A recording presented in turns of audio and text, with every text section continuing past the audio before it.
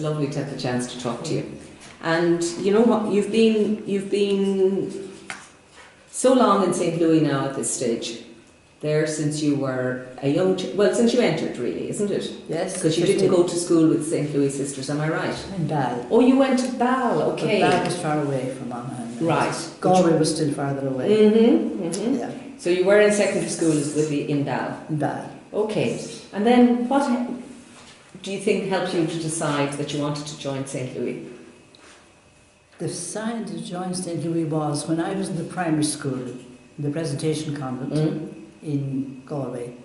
There was no secondary school. And one day, 2 St. Louis sisters came to visit and told us there was a lovely St. Louis school in Bal, County Mayo. And we sat for a scholarship for Bal. And most of us got a part scholarship. Right. And some of us got very interested, and 3 of us decided we'd like to go. 3 from your own primary school? From our own primary school. Lovely. So I went home and told them, sure, I couldn't believe it. I mean, Galway was the choice of schools for secondary. Right. My sister had gone to Taylor's Hill. So anyway, I wanted that. 3 of us were going, and we went to Bal. And that's where it started. Sister Darnella, Sister Patricia Maloney, and Sister Phelan. There were students in the university and staying in the Mercy Hostel. They came up, so that was the way you came in contact. Yeah. And then, how was Bal for you as a child at school? Well, I remember the first day I was very lonely anyway, completely new to me. But the 3 of us were happy enough, and then we got to know the others. And I loved Bal then. It was very homely and very family spirit, because there were only 80 boarders 80? At the time. 80. Lovely, yeah. And very few day children really, because it was a tiny village at the time. Yeah. So it was a nice, small, intimate school. Small, intimate school, yeah. We were very happy there. Yes. And then tell me, what, when you came to doing your Leaving Cert, you obviously had different options. You could have gone to college, but you didn't. You chose to come to St. Louis as a sister. What was inspiring you at that stage? Well, I was 14 at a retreat we had in school. I remember asking the priest, how would I know that I have a vocation for the religious life? And he helped me very much. Good. But then I forgot completely about it. Right. Until I came to senior. And then Mother Colin Bayless came along.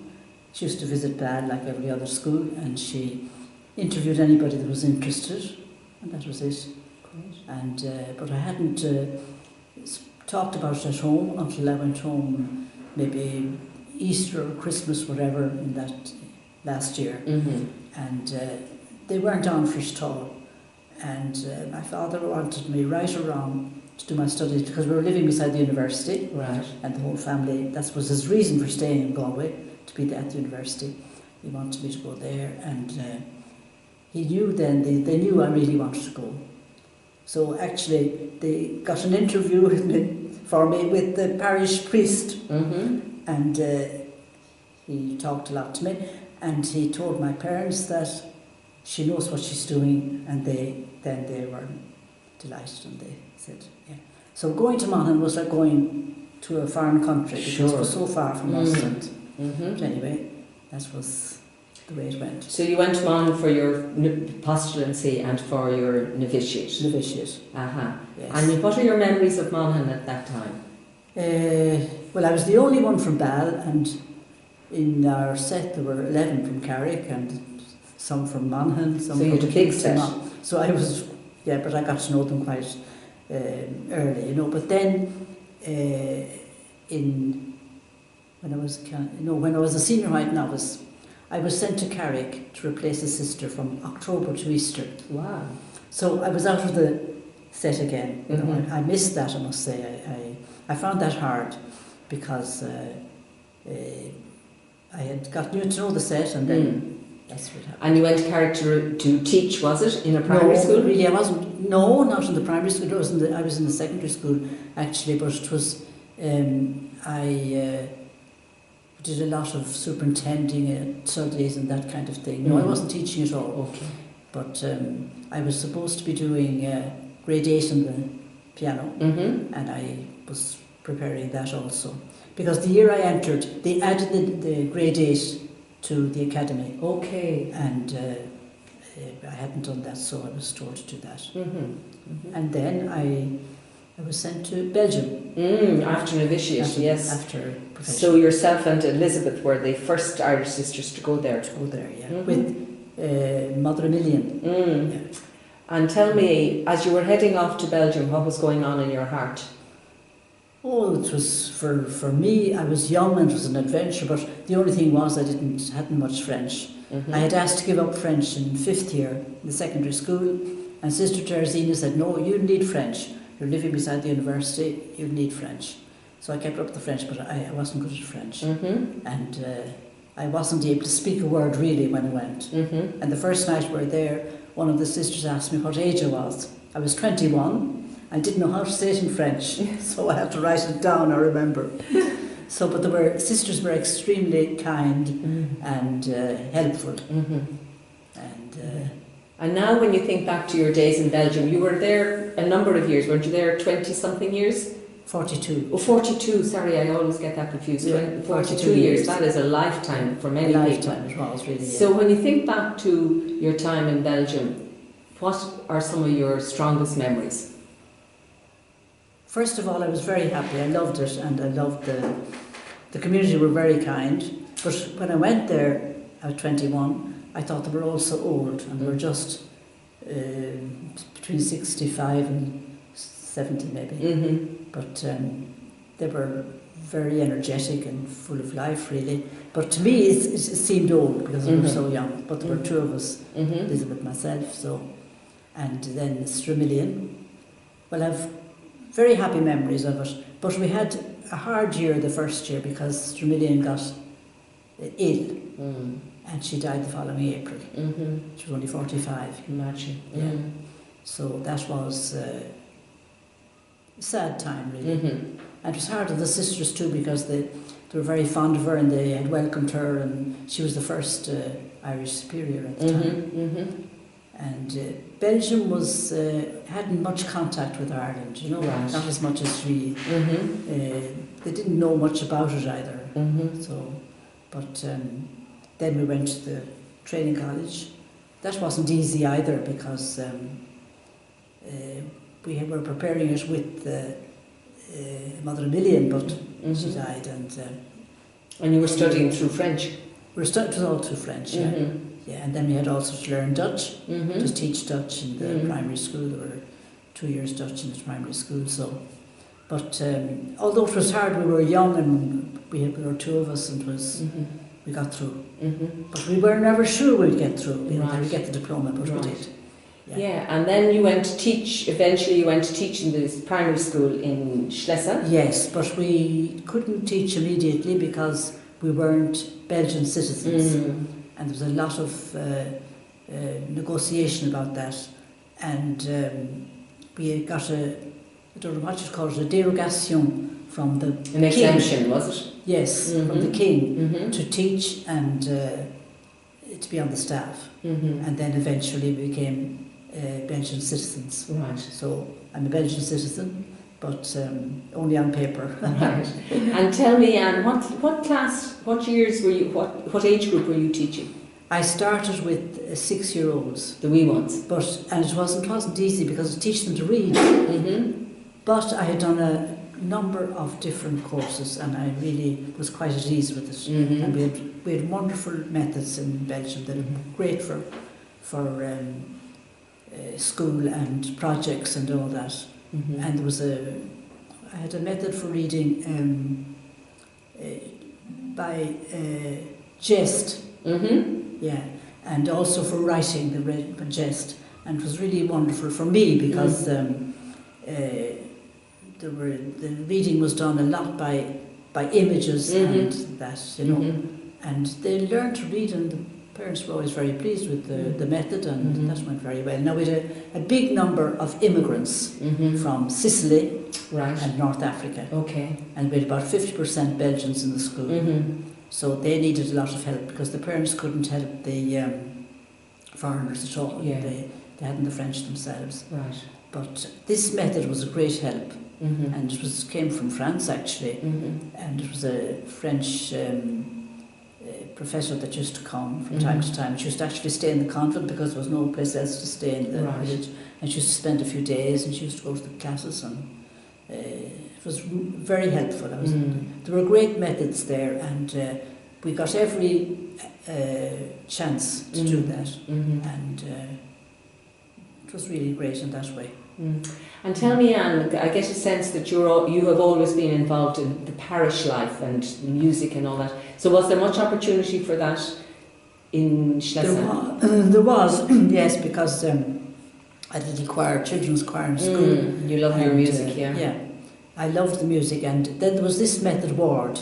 The ward method, that's ward right. Methods, and that was great help too. And Sister Therese Mary and myself did that. And Elizabeth didn't like the music part, so we were kind of complementary in that.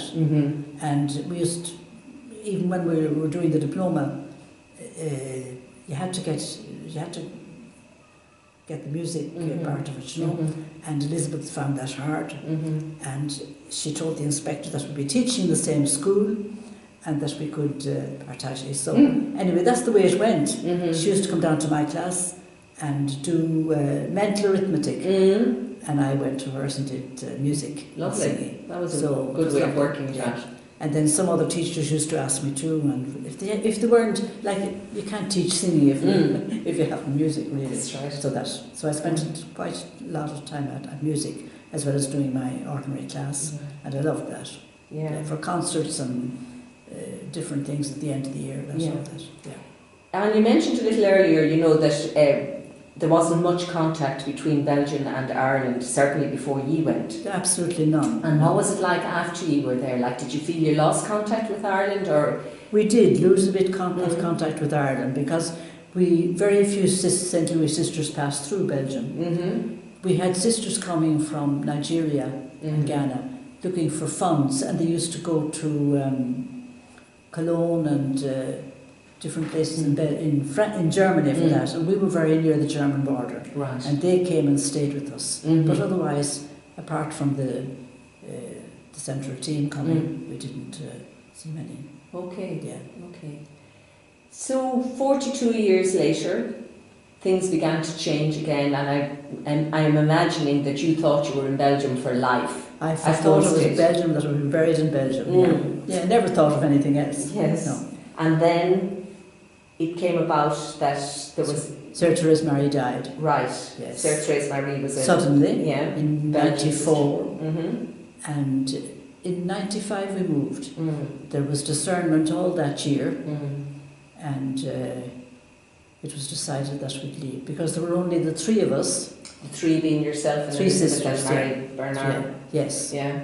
And we'd work in the parish, but we were in a big building which could be used by school, and it was good then to be able to pass it on. And had you retired at that stage, Anne, from school, or were you? Well, we had retired. I retired in '92. Okay. And that's from '94. Sister Therese Mary died. I did a sabbatical in Spokane, and I was just back really a year when.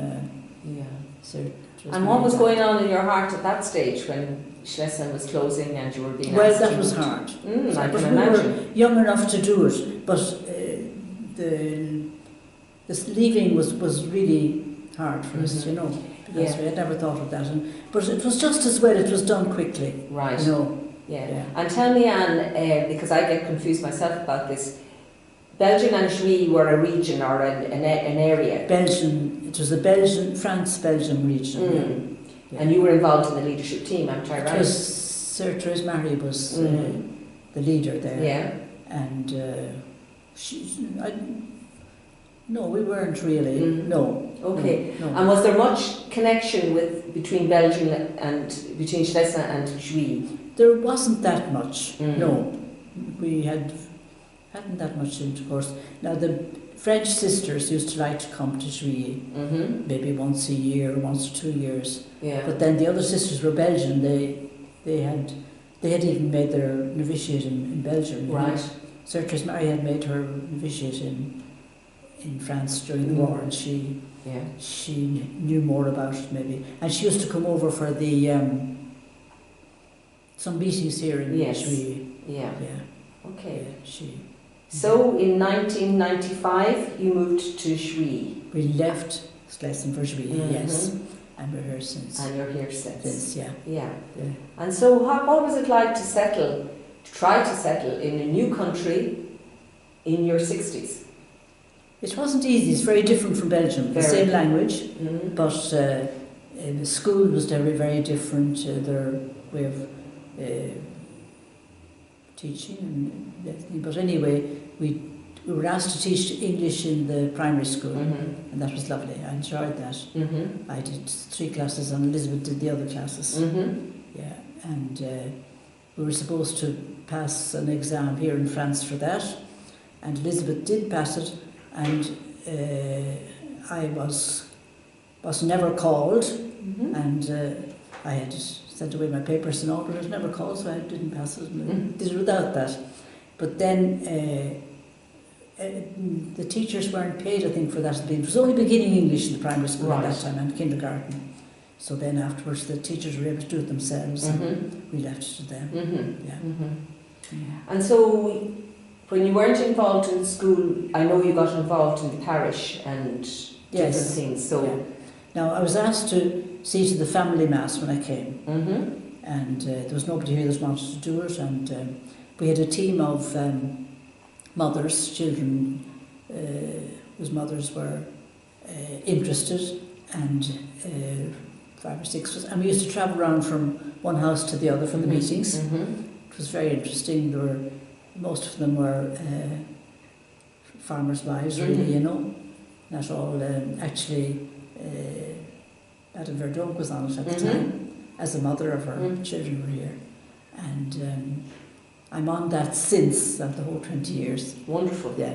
But now we need to get a new... It has changed because now Mary Poe's on it again in a different way. And what is hard about the family mass is that you never know what priest is coming. And he's not always... he doesn't always realise, although they get all the information on the internet, what we're doing in our programme, and we never have the priest at the meeting to prepare, you know.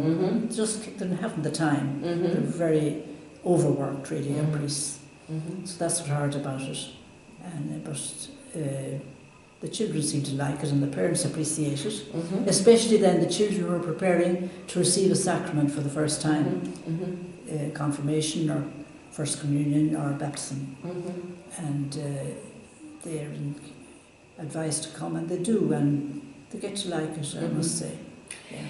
And I can't remember the little boy's name. He's not a little boy anymore, but you know the little boy you prepared for confirmation? Oh yeah, Louis. Louis, exactly. Yes. How could I forget his name? Louis. So tell me about Louis, and tell me about how you helped him along. Louis, from he was 9, has this, I don't know what you call it now, but it's a health problem anyway. Yeah, disability. Yeah, he's handicapped, and it's progressive, so he knows that. He was able to tell me that himself, you know. And when I had him the first year for his professional faith, I prepared him for that, he was able to write and to speak quite well. And then 2 years later, I was asked to prepare him for confirmation. And at that point, it had progressed so much that he wasn't able to write anymore. And he couldn't even lift his hand to shake hands with anybody, you know. But he was very interested in religion and had a lot of knowledge from his own family, because it's a family that prays. 7 children, he was the eldest. And it was most interesting because he loved music and art, and we worked a lot from there. And he loved to sing and take part and prepare the Sunday Mass.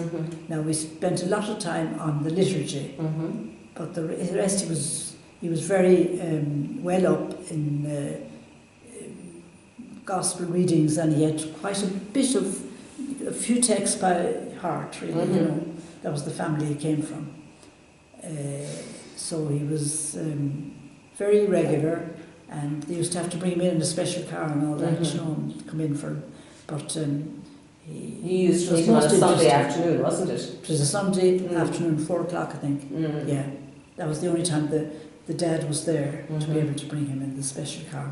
And the mother doesn't work either. She was at home with the other children because the youngest was Down syndrome. Yeah, also handicapped. Yeah. But she's at school here and has a special carer in school, and is getting on very well and is very friendly now. So it's wonderful to see that a family of 7 can cope with an eldest and the youngest handicapped. Yeah, the other children are very helpful too, I must say, and they're all at school here, except one boy now who's in a boarding school. Yeah, great. Yeah. So Anne, life in Juilly now, how is that for you? Life in Juilly is, for me, very happy, but there's that problem about the Cours Bautain that's taking a lot of thought and mental energy. Yeah. And although I'm not involved in all that, yet you feel for it, you know, and it's really so long going on, you know, and it's not easy. It's not an easy problem, as you know. Yeah. So that is one thing. So I often wonder about the future of Juilly. Yeah.